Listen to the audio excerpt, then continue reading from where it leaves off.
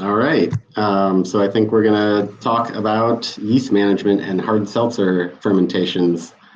So when everybody's, we'll give people a little bit of time here and then we'll get started on it.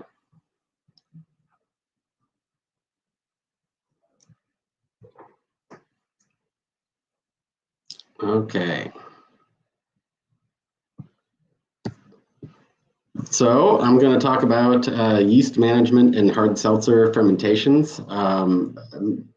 Possibly a more apt title might have been really nutrient considerations with yeast and hard seltzer fermentations, because that's really the primary factor to keep in mind in getting a successful fermentation with hard seltzers. Before I launch into that, just again, as people are joining, a little bit of background about myself. A bachelor's in microbiology from the University of Illinois and a Ph.D. in microbiology from the University of Texas in Houston.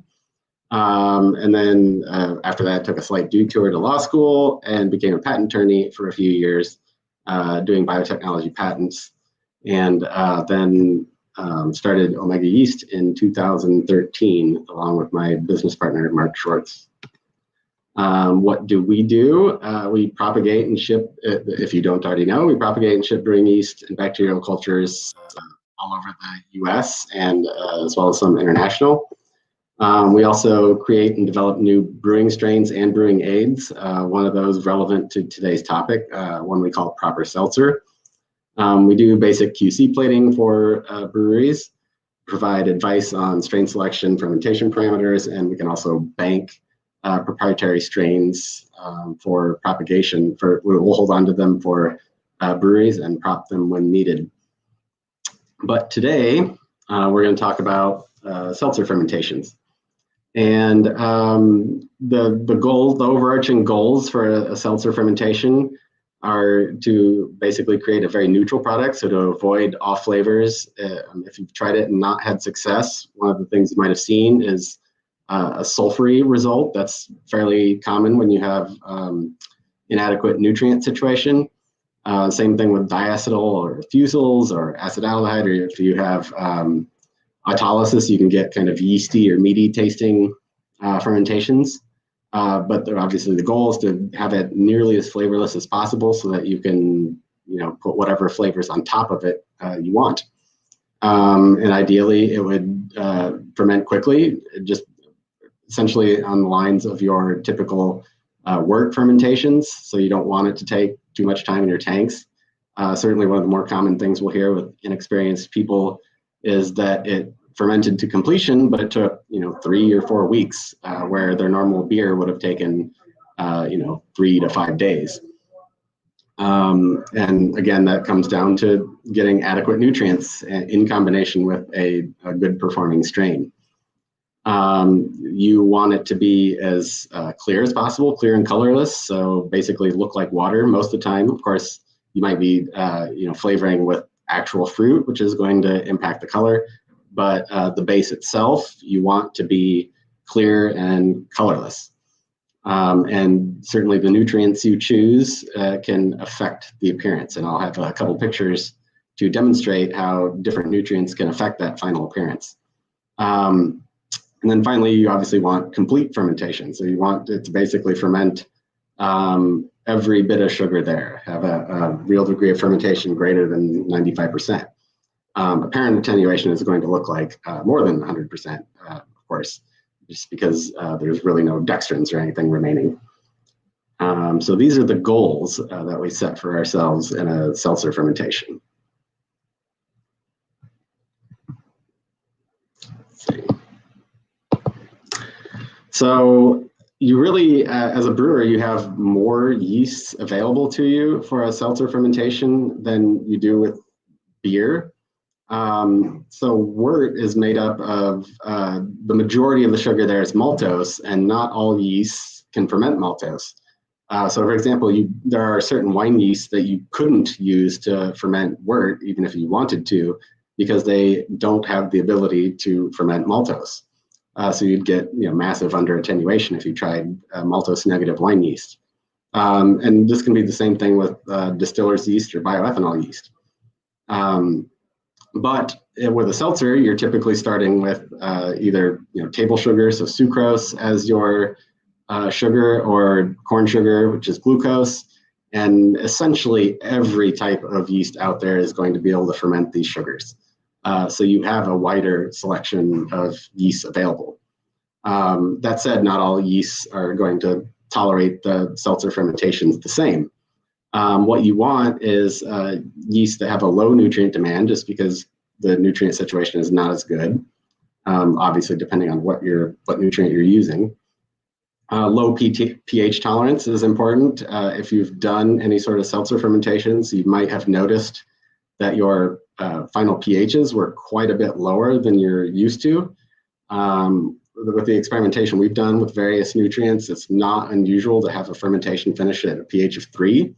And again, it's not tasting sour. That's just basically because there is no buffering capacity, or very, very little buffering capacity in a seltzer. And this also depends on what you add, because you can add some buffers to kind of counteract this. So you need a yeast with a low pH tolerance. It may not taste sour, but pH is what's important to the yeast, and that low pH is going to impact some yeast more than others. You may want a high alcohol tolerant yeast, because there's actually a good argument for doing high gravity fermentations, and then later cutting, and I'll show you some reasons why that is the case later in this presentation. And flavor, you really don't want much in the way of yeast flavor, because seltzers are generally about the flavoring additions that you're adding.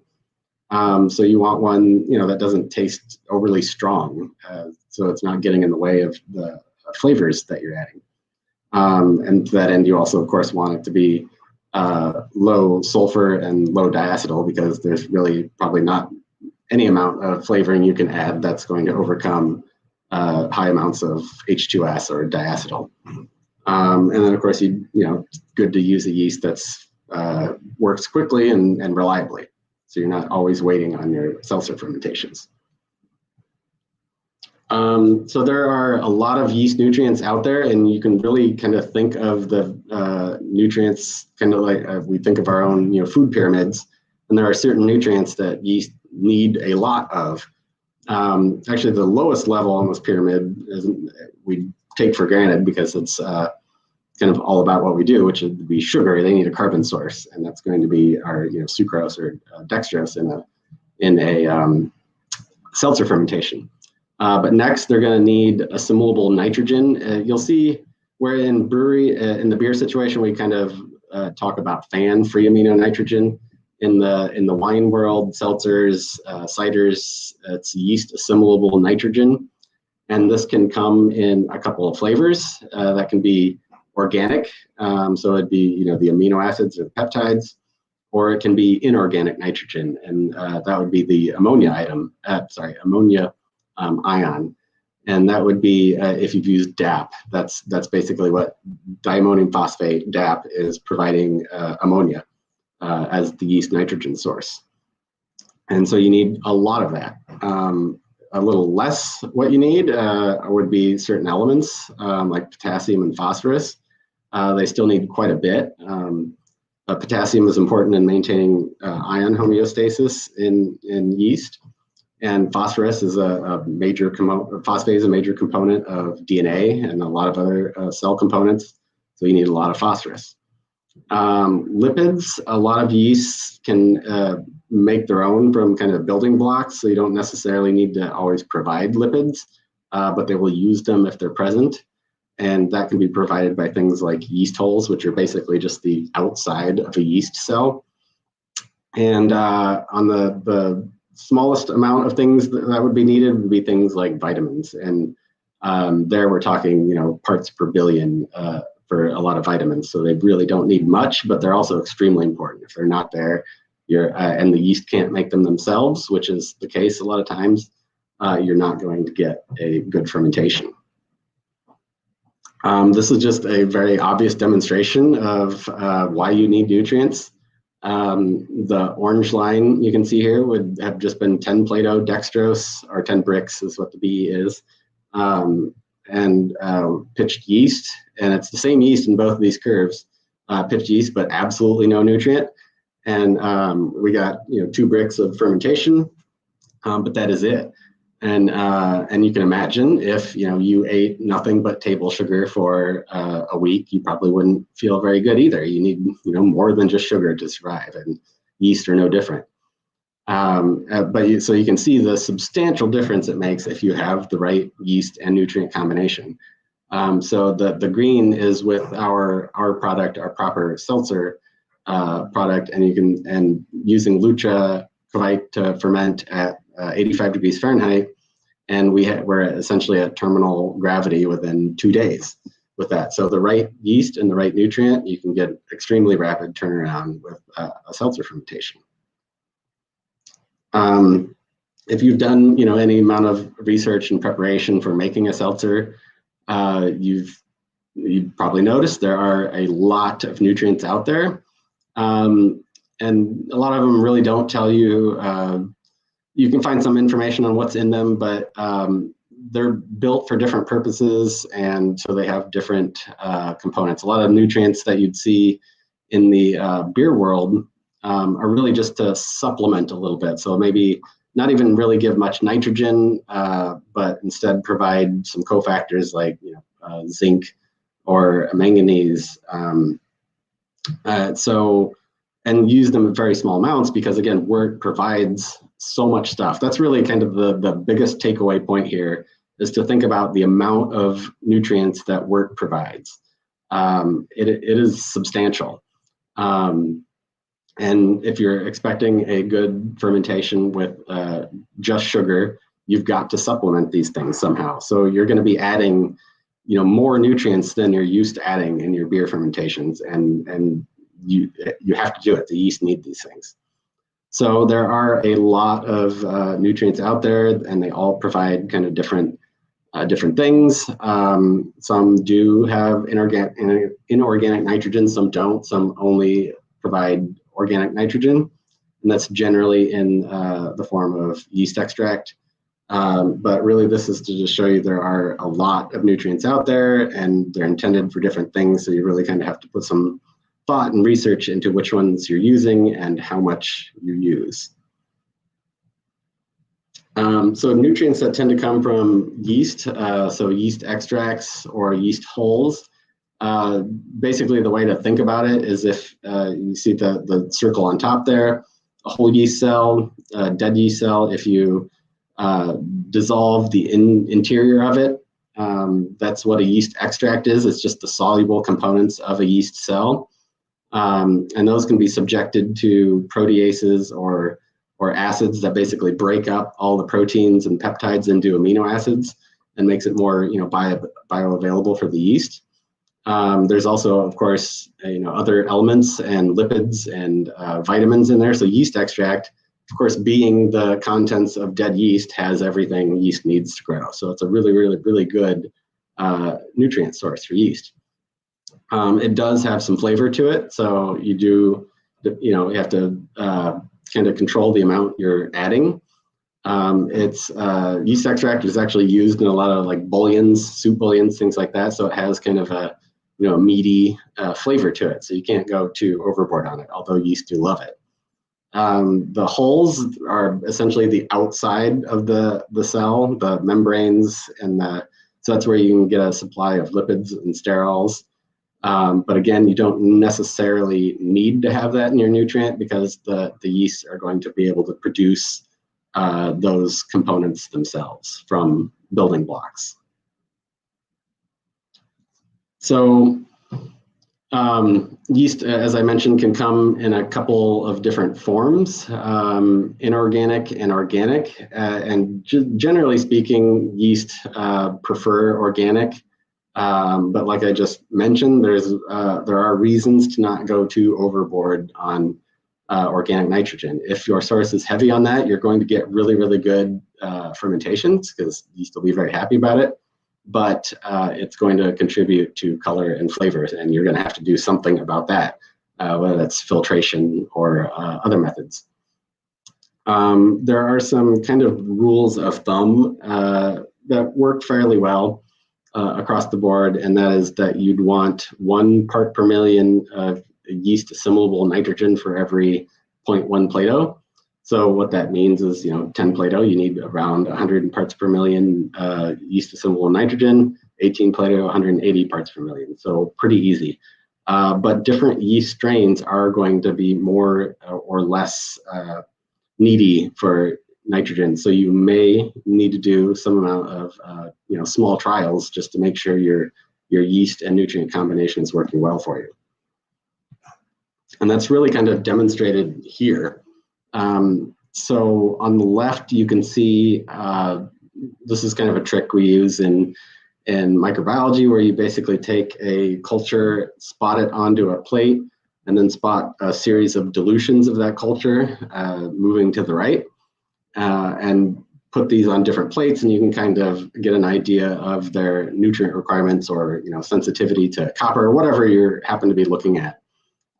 So here we're testing various strains for how well they grow with DAP, basically, with the ammonium ion as their nitrogen source. And you can see here on the top set of plates that AL1 and AL2 will not grow under any of these conditions. So from anywhere from 5 parts per million up to 200 parts per million, where the nitrogen is provided with the ammonium ion. So there's no amino acids, no yeast extract in this at all. What this very likely means is that those strains have the inability to generate their own amino acids. So you can see on the bottom, when you actually supply amino acids, now they'll grow. So it's not unusual for certain strains to have what we call an oxotrophy. So they can be oxotrophic, for example, for lysine, which means they can't make their own lysine. And you'd have to actually supply lysine for that strain to work. So this is important when you're, when you're doing your trials. If something's not working and your nutrient is only providing inorganic nitrogen, it might be for this reason. It could be that the strain you're using is oxotrophic for some amino acid, and it's just not going to work with that particular nutrient. So you can either try another strain to see if it works under those conditions, or you can try a different nutrient to see if you can get that strain to work. But there's going to be some, trial and error with this. And then you can see over on the right some growth curves that also demonstrate this. Ale number 2 strain, for example, no nutrients, obviously not fermenting well at all. With an organic nitrogen, it powers through it relatively quickly. But with just supplying inorganic nitrogen, we see a weak and long tail fermentation.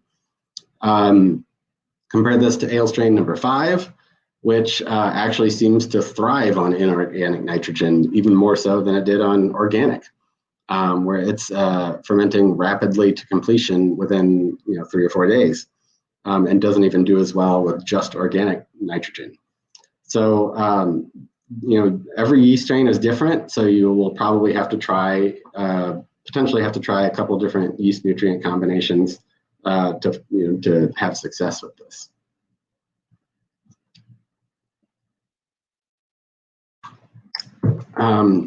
So I mentioned before, it's not not all about nitrogen. There are other critical nutrients to yeast, those being potassium and phosphorus, magnesium, and then to a lesser extent, manganese and zinc and vitamins. And again, these are going to vary in their presence in certain nutrients, so it's something to be mindful of. And really all of these questions led us to really kind of dive into examining nutrients and developing one of our own.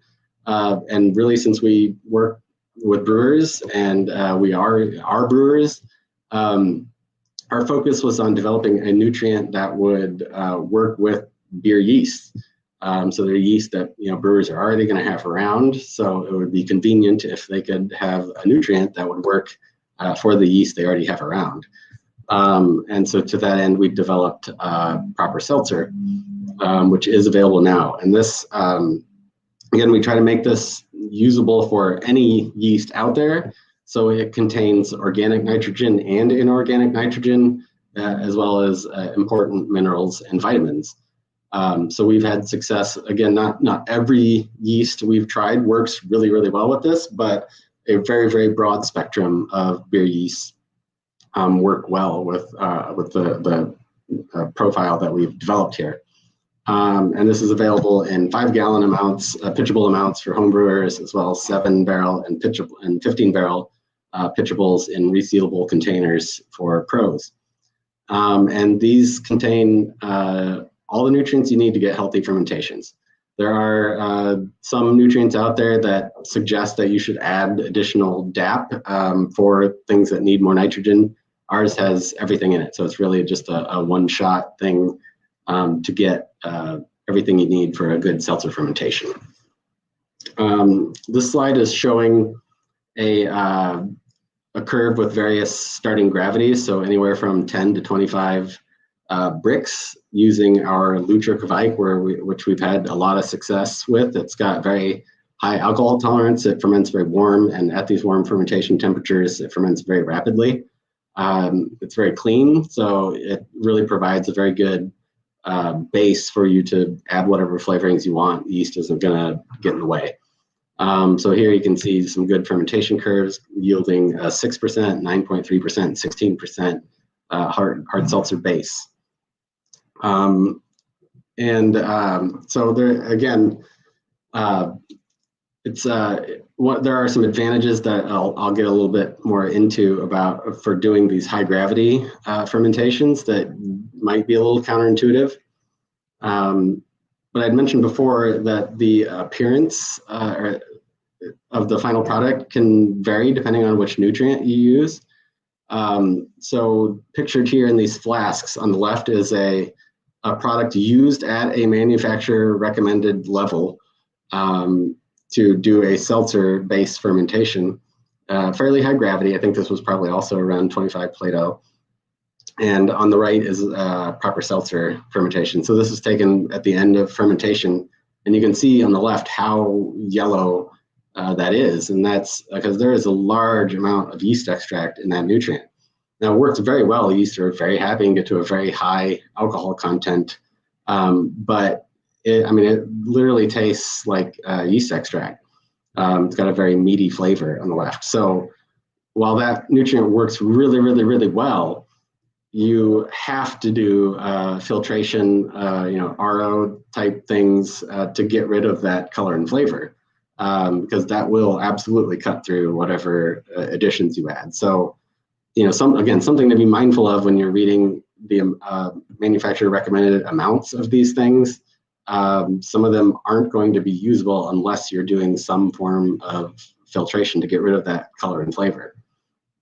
Ours, we really developed to minimize that need, so you don't have to have fancy equipment or use difficult methods to try to get rid of the color and flavor. Ours is really meant to be used to yield a clean fermentation without much post fermentation processing. So just again, something to be mindful of. One thing I would say we're actually still actively studying buffering and what effect that has on yeast performance, yeast reuse, the quality of the final product. But as I mentioned before, with most nutrients, they're not going to have a large buffering component to them, whereas that's kind of built into yeast. Into wort. There's just a huge amount of phosphate and worts, so that will keep that pH up above 4 for the most part. Whereas in a seltzer fermentation, yeast the pH can just plummet to 3. And this is stressful for the yeast and can lead to stalled fermentations. So the theory is then that if you add some sort of buffer to your fermentation, you can keep the pH up and keep the yeast a little happy. But again, what impact that has on the final product is something I would say we're still kind of in the midst of researching. But when you're doing your trials, it's something you could add to your trials to see if you think it improves your product. So obviously things can go wrong. you really do want to find kind of a sweet spot for your yeast and your nutrient. You don't want too much because you just get a lot of biomass production, or you can get a really ridiculous pH drop. Too much can also, again, give you the meaty flavors and color issues and clarity issues. If you're using a nutrient that has a lot of yeast hulls, for example, that can give you a lot of cloudiness. And too much nutrient left over is going to have the potential for microbial instability. So you could have contamination issues. If something gets in there and still has plenty of nutrient to eat, that could be an issue. And clearly not enough nutrient can give you stalled, sluggish, incomplete fermentations, or sulfur and diacetyl, low biomass, which would mean you're not going to have enough yeast to repitch, and just overall poor yeast health. One thing that some nutrients have recommended is staggered nutrient additions.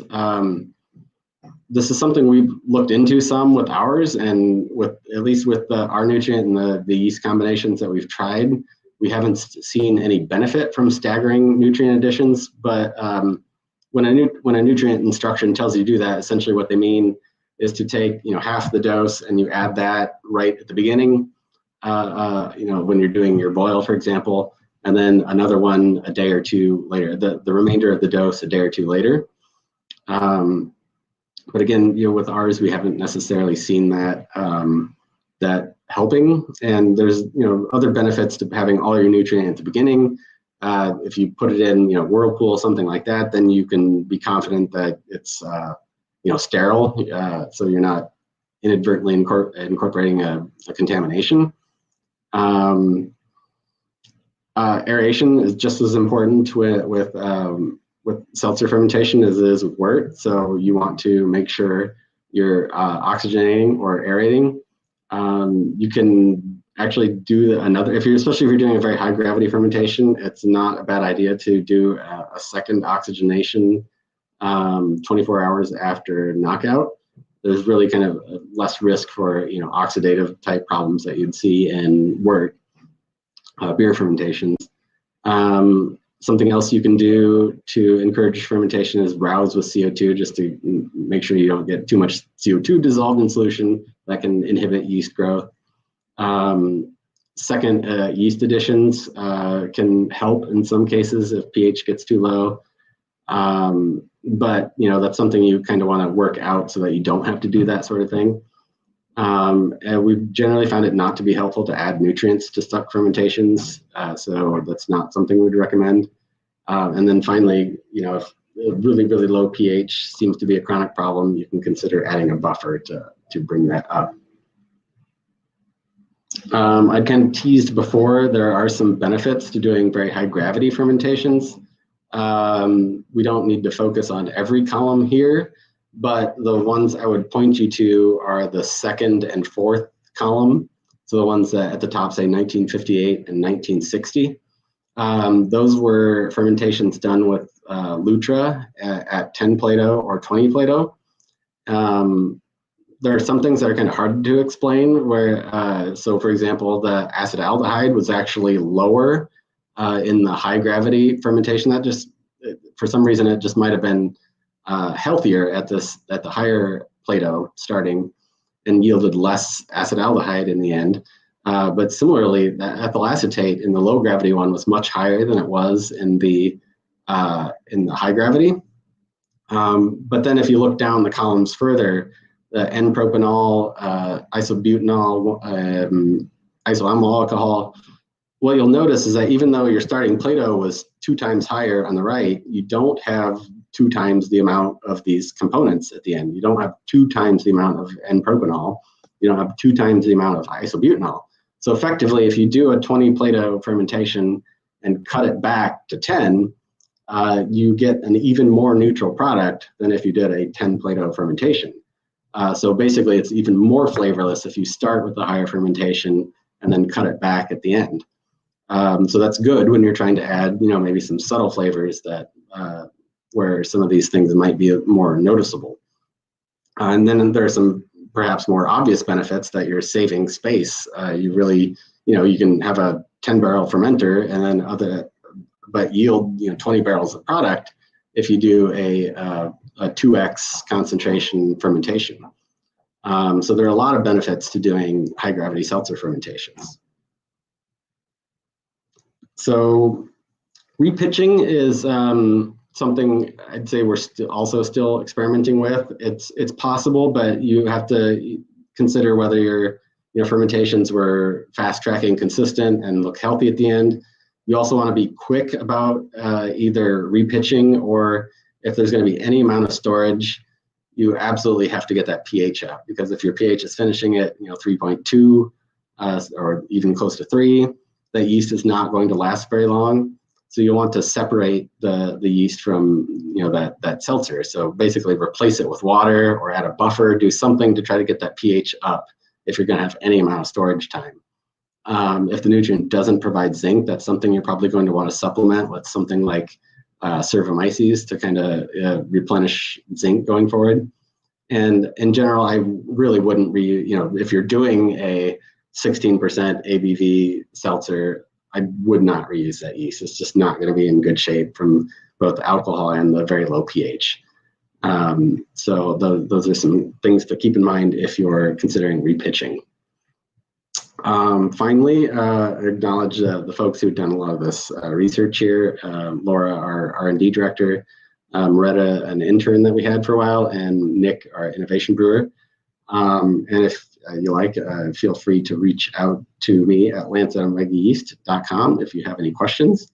And with that, I will kind of switch back over to see if anybody's asking questions, and if anybody wants to, I can help. I can answer any questions people have right now.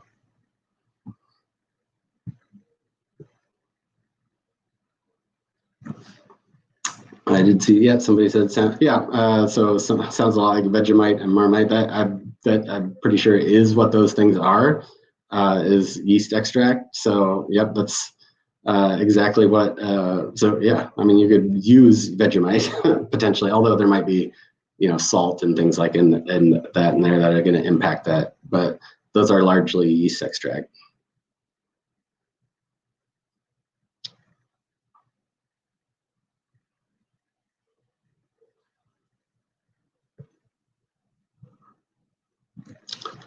We'll hang out here a little bit if anybody has any other questions they'd like to ask on yeast management and nutrient management for seltzer fermentations.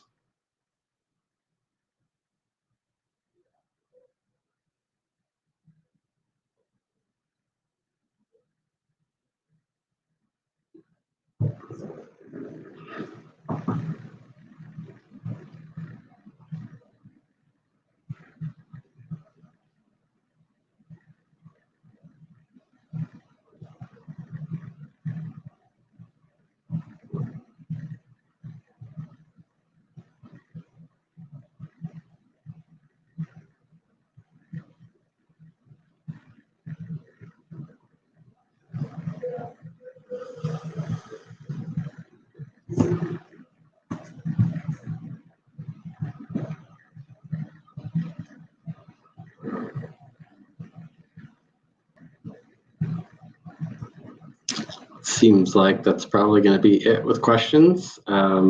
So I will stop sharing my screen at this point.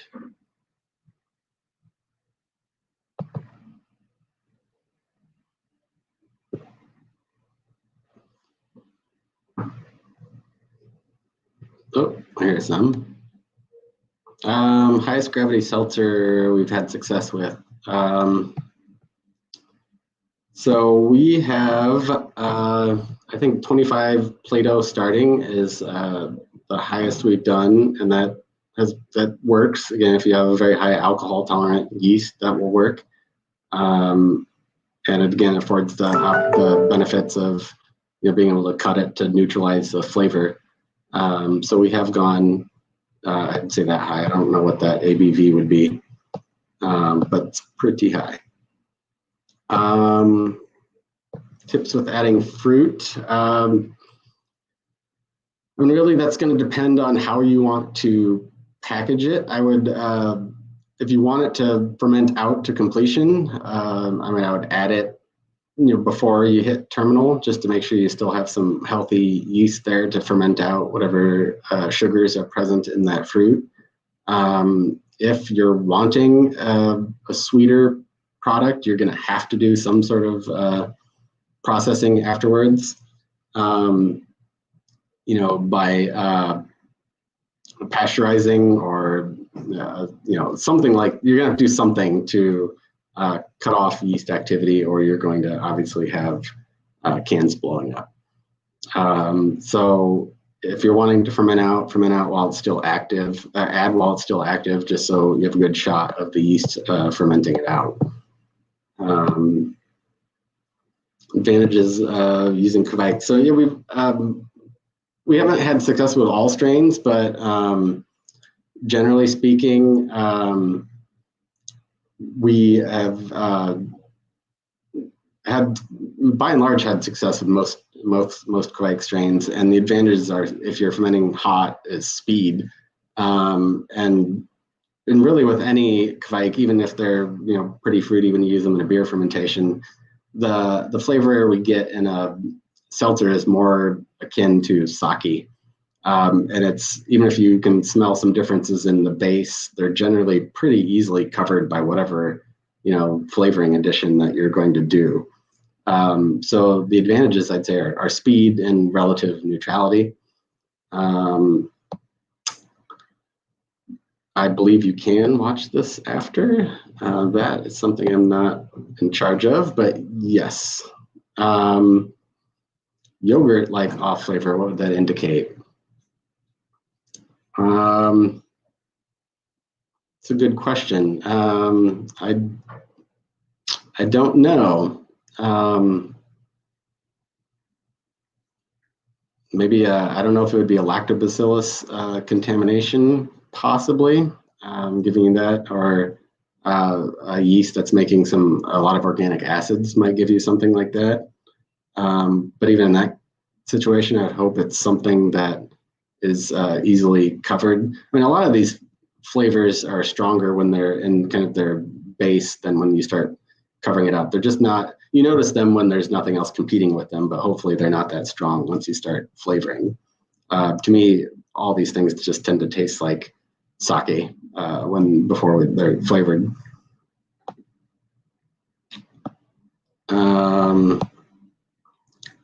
What pitch rates have we had bad luck with Lutra? I mean, low. So these aren't wort, and these strains come from a beer background. So a lot of people like to massively underpitch Kvikes, and that is not something I would do with seltzer. It's just a very different medium. So we, even with something like a 10 Plato fermentation, we stick closer, especially when we're doing our tests, we'll stick closer to 10 million cells per mil, and get very good fermentations that way. So I really wouldn't push the pitch rates too low with this type of background. Second aeration. I mean, it's not something I'd say we've looked at in detail, but I'd probably aim for somewhere around 8 to 10 parts per million for a second oxygenation, and certainly the yeast will appreciate that, and they're going to take it up rapidly. So it's not even going to be around that long. The yeast will take it up and use it. So yeah, I would aim for 8 to 10 parts per million.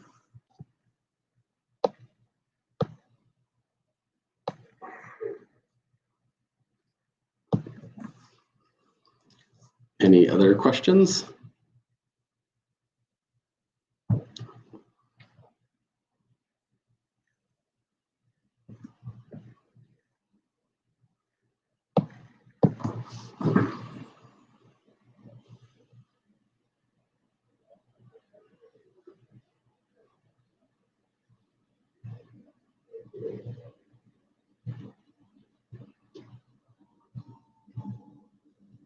Wow, you can see the planes going into O'Hare in my background.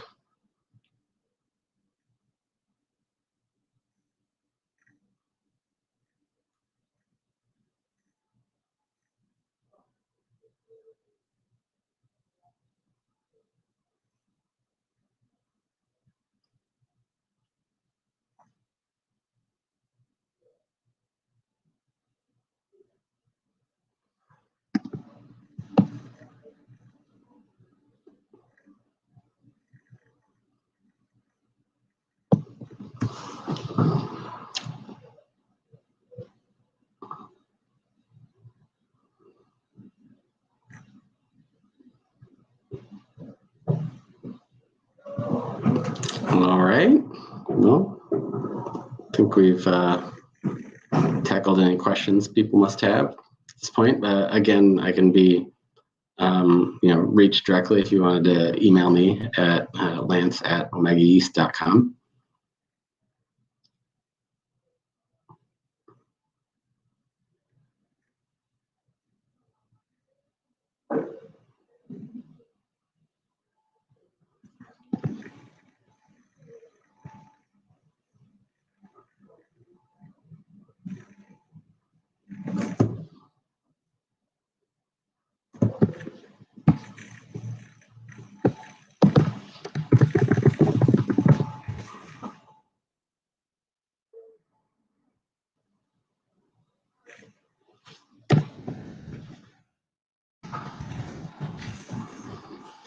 All right, thanks everybody.